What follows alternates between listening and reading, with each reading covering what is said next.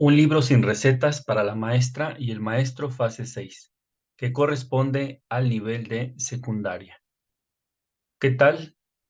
Si llegaste a este video es porque seguramente eres parte de este nivel educativo en el país y quisiera ofrecerte en los siguientes minutos una guía detallada y rápida para saber qué contiene tu libro en el marco de la nueva escuela mexicana y del nuevo modelo educativo 2022 que ha de comenzar este ciclo 2023-2024. Te invitamos a suscribirte al canal y aquí en la caja de herramientas puedes descargar esta presentación. Lo que pretendo es darte un panorama general y a detalle de ciertos puntos del contenido de este libro para que tú sepas qué es lo que presentan como información y contenido para la maestra y el maestro de secundaria. Mira, lo que yo hice fue darme a la tarea primero de revisar el índice y encontré detalles importantes para poder tener una primera panorámica de el contenido de este libro de secundaria. Y nos encontramos con esto. El libro tiene 2 páginas de índice, es un índice largo y es un libro de casi 200 páginas que se diferencia de los libros de la fase 3, 4 y 5, que son normalmente libros que no rebasan las 100 páginas, ni siquiera las 90, pero este libro es el doble. Y seguramente es porque es un libro único para toda la secundaria. No hay en este momento libros de la maestra y el maestro por grado o por fases que engloban 2 grados como en primaria. Entonces, lo que encontré fue que es un libro que está armado con contenidos de los libros de la fase 4 y 5. No encontré contenido de la fase 3 que corresponde a primero y segundo de primaria, pero sí encontré contenidos que corresponden a la fase 4, que son tercero y cuarto de primaria, y a la fase 5, que son los grados de quinto y sexto en primaria. Y los he señalado para ti en este video. Mira, la presentación, la introducción, soñaron con asaltar el cielo y maestras y maestros, recuperemos nuestra historia, corresponden a la fase 6, que es a esta. Ese es un contenido nuevo que no aparece en ninguno de los libros de las otras fases, pero todo lo que tú ves enmarcado en cuadros amarillos y verde y señalado corresponde con eso. México, un país en proceso de emancipación y todos sus subtemas corresponden al libro de la fase 5. Así los vas a encontrar en el libro de la fase 5, pero de primaria. Todo lo que ves en el recuadro verde, desde cómo reconocer las subalternidades que me rodean, el programa analítico, todo lo que es proyectos educativos y vida cotidiana, elementos prácticos para la relación entre proyectos educativos y vida, etcétera, todo lo que ves ahí, todo eso viene en el libro de la fase 4, tercer y cuarto grado de primaria. Si vemos la hoja 2, es una cosa similar. Viene la última parte de la fase 4, que son las orientaciones prácticas, y luego viene otra vez contenidos de la fase 5, la transformación democrática del aula, notas para la experimentación de estrategias técnicas e instrumentos de evaluación, etcétera. Todo eso lo puedes encontrar en la fase 5, es decir, se trajeron contenidos de esas fases a estos libros. Cierra el libro con reflexiones en torno a la creación de didácticas decoloniales, que corresponde a la fase 5 también. Y he colocado en rojo, en fondo rojo y en flechas amarillas, lo que corresponde netamente a este libro de la fase 6. Es decir, tenemos como tres bloques que son propios de la fase 6 y tenemos otros bloques que corresponden a otras fases. Dicho eso, me dedicaré solo a mencionarte aquí lo que no viene en lo que no viene en otros libros de las otras fases y solo lo que viene aquí. Si quieres saber qué es lo que viene en este libro de las otras fases, de la 4 y de la 5, te invito a ver aquí en el canal los videos que ya he hecho donde hablo de los libros de estas fases. Ahí vas a encontrar bastante material No me parece oportuno aquí repetirlo, dado que ya lo he hecho en esos otros videos y que no quisiera yo calificar como que han hecho el libro con pedazos de las otras fases. Desconozco el por qué se han traído para acá, solo intuyo que es la importancia que consideran el maestro y maestra de secundaria debe saber también de estos contenidos que han puesto en la fase 4 y 5. No encontré donde se explique por qué han traído para acá estos contenidos, pero sí lo único que pienso es porque consideraron importante que también tú como maestro y maestro de secundaria lo supieras. Dicho esto, entonces me concentro en mostrarte las partes que sí son nuevas, que sí son em, para este libro consideradas como que no fueron incluidas en las otras fases y que son los que ya te he dicho, corresponden con el fondo rojo y flecha amarilla que dice fase 6, que son tres. No son pocas páginas ni pocos contenidos, por eso se me hace importante en este momento resaltar esas. Bueno, empecemos por lo básico que es la presentación. La presentación se parece a las presentaciones de los otros libros de las fases 3, 4 y 5, pero tienen sus detalles que son como únicos y nuevos. ¿Qué es en lo que se parece a los demás? Bueno, que se cita a Paulo Freire y se habla de su historia, de su modo de trabajar con sus ideas para la parte educativa. Y aquí te presento en la presentación este resumen en 5 puntos. La educación como un acto político. Paulo Freire consideraba que la educación no podía ser neutral, sino que era inherentemente política y debía ser un medio para la transformación de la realidad. La educación debía ser utilizada como una herramienta para liberar y emancipar a los marginados y oprimidos, rompiendo con las estructuras de dominación presentes en la sociedad y en la escuela. 2. Autonomía docente.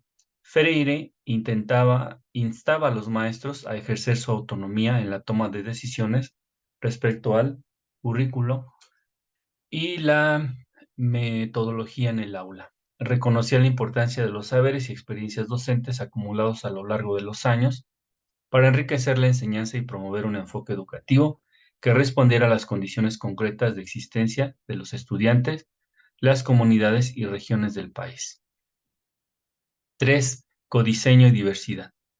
Freire defendía el codiseño del currículo, involucrando a los maestros en la toma de decisiones sobre cómo enseñar en la escuela. Esto permitía que la educación se adaptara a la diversidad cultural, social, económica y política del país, valorando la riqueza de los saberes locales y la experiencia de cada comunidad. 4. Enseñanza como acción sustantiva. Freire ponía énfasis en la enseñanza como el acto central y esencial de la práctica docente. A través de una enseñanza crítica y reflexiva, se buscaba la transformación de la realidad educativa, escolar y comunitaria. 5. Liberación en comunión.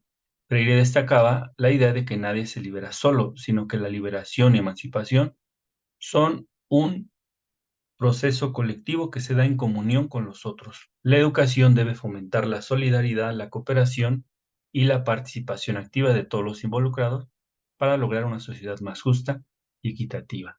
Bueno, te puedes dar cuenta que es como un sustento del por qué se está involucrando al docente más en la toma de decisiones con respecto al currículo. Si tú revisas las presentaciones de los demás libros de las otras fases, te vas a encontrar con palabras más, palabras menos, la misma base de justificación y sustento sobre y desde la teoría de Paulo Freire. Bueno, ¿qué hay que decir de la presentación? Aquí sí hay una cuestión mm, rápidamente que salta y que es eh, no curiosa, sino es eh, importante resaltar. En la introducción de este libro de la fase 6 que corresponde a secundaria, en la introducción abre con 2 párrafos sencillos sobre la historia del magisterio y de que es como el inicio de todo un desarrollo de ideas sobre cómo el magisterio se ha involucrado en bastantes movimientos sociales que también se menciona eso en las otras introducciones de las otras fases, pero aquí viene una parte, pues, que hay que resaltar mucho, que es la mención de quienes son los estudiantes desaparecidos forzadamente de Ayotzinapa. Y viene, antes de mostrar sus nombres, dice, por más que se invierta en esa fantasía, en esa corrupción, en esa perversión del magisterio, el fantasma revolucionario vivirá siempre en el corazón de las maestras y los maestros.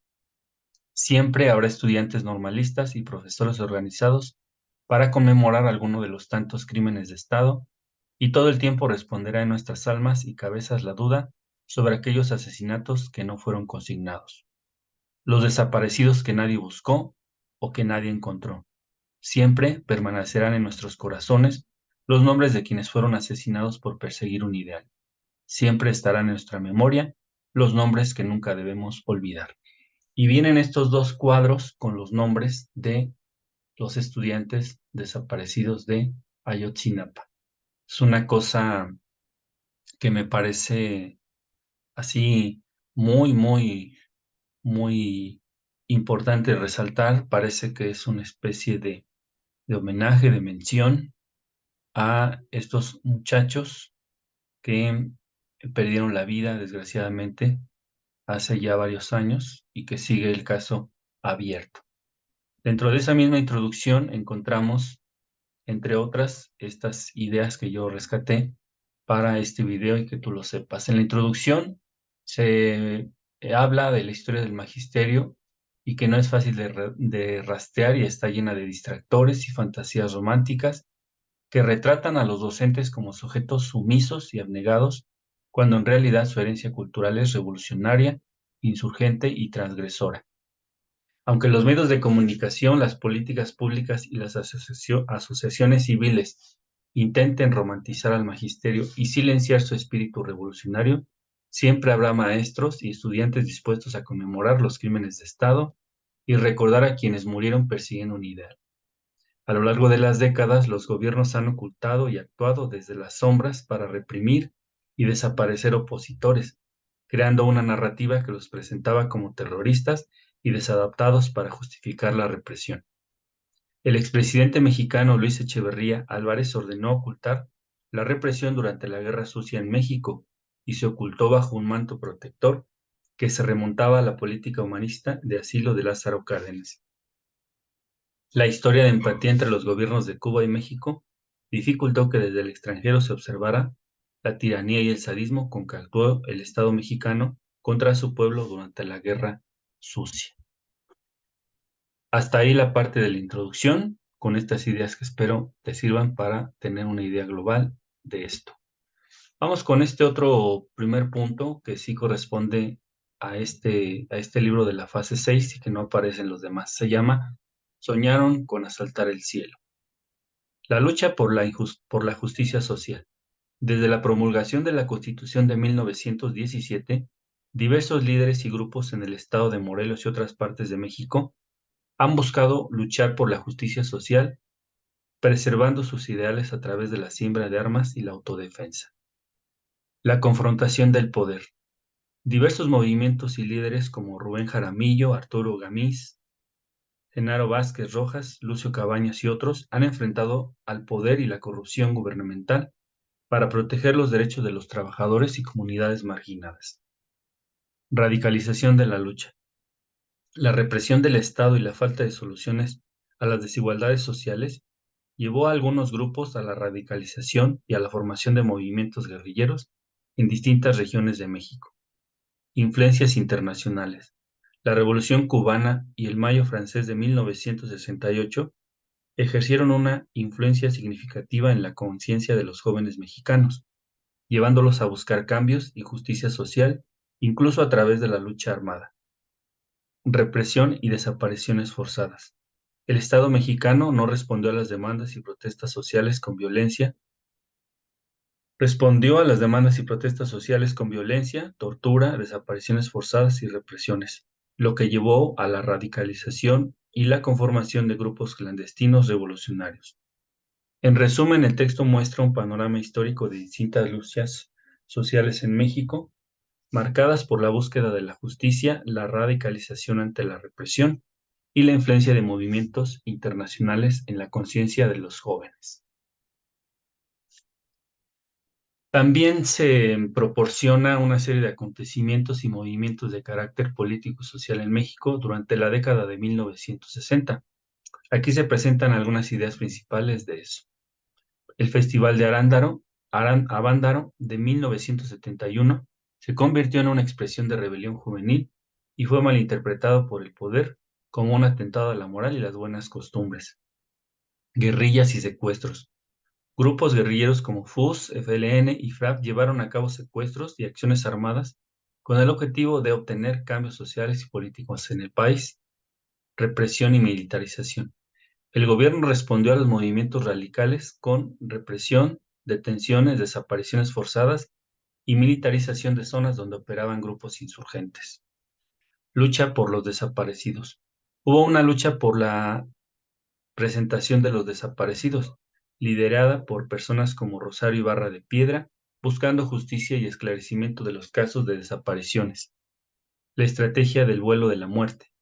México fue el primer país donde se llevó a cabo la práctica de arrojar cuerpos de detenidos desde aviones al Océano Pacífico, una acción que luego se replicó en otras dictaduras latinoamericanas. Desacuerdo entre grupos insurgentes. Hubo divergencias entre grupos guerrilleros en cuanto a sus objetivos, tácticas y enfoques ideológicos, lo que dificultó una unificación más efectiva de los movimientos. Desgaste y declive de los movimientos. Los grupos guerrilleros enfrentaron desgaste y declive debido a la represión gubernamental y a errores estratégicos, lo que llevó a su desarticulación progresiva. Memoria histórica. El texto enfatiza la importancia de mantener una memoria histórica completa y sin censuras para comprender el pasado y desarrollar un pensamiento crítico sobre los eventos ocurridos. En general, el texto presenta una perspectiva sobre la lucha política y social en México durante esa época, destacando los conflictos entre los movimientos radicales y el gobierno, así como las consecuencias de la represión y la resistencia en la sociedad mexicana. Hasta aquí estas notas de este apartado, casi el inicio, que se llama Soñar con asaltar el cielo. Veamos este otro, se llama Maestros, recuperemos nuestra historia. También es un texto largo, de varias páginas, y aquí están algunas notas que te pueden servir a manera de resumen. 1. Participación destacada en procesos sociales. El magisterio ha sido un actor clave en los procesos sociales más importantes de la historia nacional, desde protagonizar revoluciones hasta formar parte de las transformaciones educativas, sociales, culturales y políticas. Su compromiso y liderazgo han influido en el desarrollo de la sociedad mexicana. 2. Figuras históricas del magisterio. El texto destaca a diversas figuras históricas del magisterio mexicano, que han dejado un legado significativo. Entre ellos se encuentran Antonio Villarreal, Librado Rivera, Otilio Montaño, María Guadalupe y Rosa Narváez, Paulina Maraver, Elisa Zapata Vela, Leonor Villegas de Mañón, Dina Querido, Eulalia Guzmán, Palma Guillén, entre otros. 3. Compromiso con la educación y la sociedad. Los maestros y maestras han demostrado un fuerte compromiso con la labor educativa y social. Han luchado contra el analfabetismo, impulsado campañas educativas, liderado movimientos sociales y apoyado a comunidades rurales, contribuyendo a la mejora de la sociedad y la vida de las personas. 4. Lucha feminista y emancipación de las mujeres. Muchas maestras han estado comprometidas con la lucha feminista y han trabajado por la emancipación de las mujeres, defendiendo sus derechos y contribuyendo a la diversidad territorial y la igualdad de género. 5. Importancia histórica del magisterio. El magisterio mexicano ha sido parte fundamental de la historia de México como nación. Su participación en los diversos momentos históricos ha sido esencial para la construcción de una sociedad más educada, justa y democrática. Actualmente los maestros siguen siendo protagonistas de nuevos cambios y luchan por mejorar la educación y las condiciones de millones de estudiantes en el país. Estas ideas también las encuentras en los demás libros de la fase 3, 4 y 5, también palabras más, palabras menos, pero es una constante en los libros de la maestra y el maestro de todas las fases, el que se hable de la participación de los maestros y las maestras en la historia y en los movimientos sociales. Tiene un gran tinte de revalorización del maestro desde la historia y desde todos los detalles que se pueden mencionar sobre ellas y ellos en esta historia. Vamos al siguiente apartado. La reforma educativa de 2013 y sus efectos liquidadores. Las raíces podridas del neoliberalismo educativo. Esto no aparece en ninguno de los demás libros y será interesante que tú conozcas algunas de estas ideas. 1. Contexto de crisis económica y deuda externa. Las crisis económicas en México durante los gobiernos de José López Portillo y Miguel de la Madrid, junto con el crecimiento de la deuda externa, proporcionó la excusa para aplicar medidas neoliberales en la política económica y social. 2. Protestas magisteriales y democratización sindical. En respuesta a las políticas neoliberales en el ámbito educativo, se formaron movimientos disidentes como la Coordinadora Nacional de Trabajadores de la Educación, conocida como CENTE, buscando democratizar la vida sindical y contrarrestar la hegemonía del Estado. 3. Políticas económicas neoliberales. Los gobiernos de Miguel de la Madrid y Carlos Salinas de Gortari implementaron políticas neoliberales como la apertura económica, la privatización de empresas públicas, la contención salarial y la flexibilidad laboral. 4. Privatización de servicios educativos. Se promovió la privatización de los servicios educativos, lo que llevó a la precarización de los salarios de los profesores y debilitó la educación pública. 5. Estándares y pruebas estandarizadas. Se impulsaron pruebas estandarizadas como la Evaluación Nacional del Logro Académico en centros escolares, conocido como enlace, para medir el rendimiento de los estudiantes y establecer estándares de calidad educativa, lo que contribuyó a la mercantilización de la educación. En conjunto, estas ideas principales reflejan cómo el neoliberalismo ha afectado negativamente el sistema educativo en México, debilitando la educación pública y promoviendo la privatización y mercantilización de la educación. ¿Qué más hay que decir de este apartado, que también es un apartado muy largo? Bueno, se critica la construcción de la Biblioteca Vasconcelos. Se cuestiona la necesidad y viabilidad de construir una biblioteca faraónica como la Biblioteca Vasconcelos en la Ciudad de México. Se argumenta que el dinero invertido en esta obra pudo haber sido utilizado para mejorar la infraestructura de otras obras, de otras bibliotecas existentes y fomentar un mercado librero más pequeño pero funcional. 2. Descontento con las políticas educativas. Se critican las políticas educativas implementadas durante el gobierno de Felipe Calderón, especialmente la Alianza por la Calidad de Educación, ACE. Se considera que estas políticas ponen demasiado énfasis en la evaluación y medición como mecanismos de control, lo que afecta negativamente a los docentes y a la educación pública en general. 3. Responsabilización del magisterio. Se señala que las reformas educativas culpan excesivamente a los docentes de los problemas del sistema educativo y se someten a evaluaciones punitivas, lo que crea un ambiente de temor y control social. 4. Represión y lucha del magisterio. Se desata la resistencia y lucha del magisterio mexicano.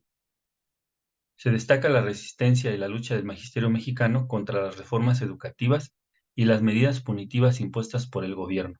Se mencionan movilizaciones y paros realizados por el magisterio en diferentes partes del país. 5. Impacto de las políticas neoliberales en la educación.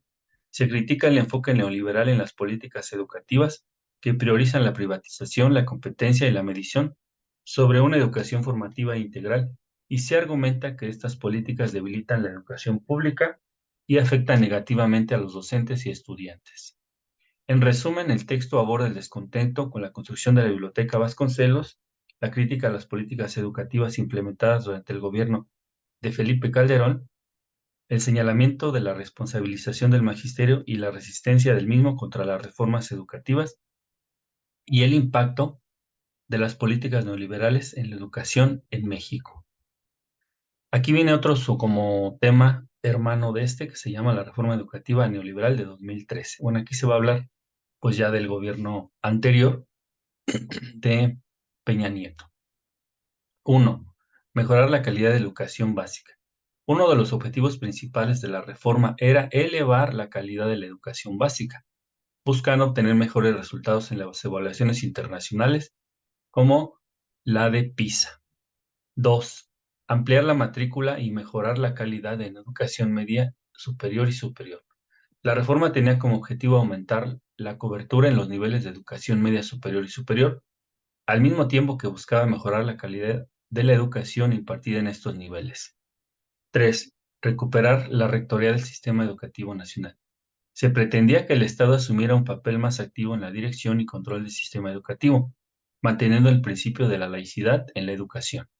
4. Crear el servicio profesional docente. Como parte de la reforma se estableció el servicio profesional docente, un mecanismo para evaluar y seleccionar a los maestros con base en criterios de desempeño y competencias, con el objetivo de mejorar la calidad del magisterio. 5. Fortalecer la educación inicial de los maestros. Se buscaba mejorar la formación inicial de los docentes, brindando una preparación más sólida y actualizada para que pudieran enfrentar los retos educativos contemporáneos. Cabe mencionar que esta reforma educativa fue objeto de controversia y resistencia por parte de diversos sectores de la sociedad, incluyendo maestros, sindicatos y organizaciones civiles, que argumentaban que estas medidas no abonaban a una verdadera mejora de la educación y que vulneraban los derechos laborales de los docentes. En el 2019, el gobierno de Andrés Manuel López Obrador abrogó la reforma y presentó una nueva propuesta educativa con un enfoque distinto. Las etapas de la resistencia a la reforma educativa neoliberal.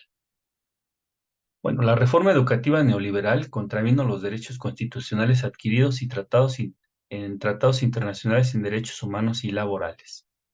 Estableció nuevas normas para regular la composición y el perfil del gremio magisterial, implementando una estructura de evaluaciones que buscaban homogeneizar la enseñanza y limitar la creatividad y la autonomía pedagógica de los docentes. Hubo un movimiento de resistencia organizado. Ante la implementación de la reforma educativa se gestó un movimiento de resistencia organizado en 3 esferas de participación: política, jurídica y educativa. Se llevaron a cabo movilizaciones, se interpusieron amparos ante instancias judiciales y se presentaron quejas internacionales en defensa de la educación pública y los derechos laborales de los maestros. Propuestas de educación alternativa. Los colectivos magisteriales propusieron una educación alternativa basada en principios irrenunciables como el carácter revolucionario, democrático, gratuito, público, equitativo, universal, moderno, nacionalista e internacional, vinculado al trabajo y con reconocimiento a los trabajadores de la educación. Enfoques educativos para frenar las dinámicas neoliberales. Los colectivos magisteriales propusieron enfoques educativos para frenar las dinámicas impuestas por la reforma neoliberal. Estos enfoques incluían una educación humanista, integral, holística, comunal, de género, crítica y dialógica. 5. Revolución de las conciencias y cambio de régimen político. La resistencia a la reforma educativa generó una revolución de las conciencias y una unión en el magisterio. Esto llevó a un cambio de régimen político y una transformación en la relación del Estado con los maestros. El objetivo es sacar la educación neoliberal de las mentes y promover una educación centrada en el bien común, la solidaridad, la sustentabilidad y la comunalidad.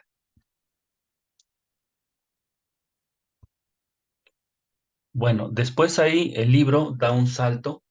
Todo esto que acabo de mencionarte corresponde a esta primera parte del libro, la presentación del índice, y luego me salté a esta parte, y luego, como ya te decía, pues lo demás ya corresponde a libros de otras fases que puedes checar los videos aquí mismo en el canal.